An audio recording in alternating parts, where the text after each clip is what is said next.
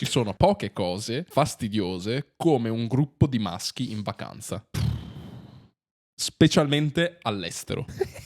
No, allora, ti spiego perché. L'altra mattina ero in metro, erano le 9 di mattina, stavo andando appunto a lezione. Ed è entrato questo gruppo di ragazzi, non erano italiani, perché non parlavano italiano tra di loro, in vacanza chiaramente.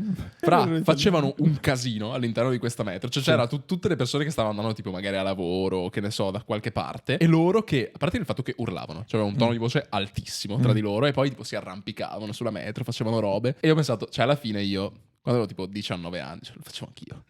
Allora... Cioè, è una roba che... E ho proprio pensato, minchia, pensa quanto fastidio davamo. Creavi. Esatto. Ma sei cresciuto alla fine, vedi? Quindi scusate a tutte voi persone all'estero alle quali ho dato fastidio. Sì, danno molto fastidio, ma perché secondo me si gasano, cioè devi fare il figo, capito? Devi fare il galletto. Sì, ma poi il tono di voce è altissimo. Per quello non ho né gruppi né amici. Cioè, tu non hai mai fatto queste cose? No. Sia mai. No.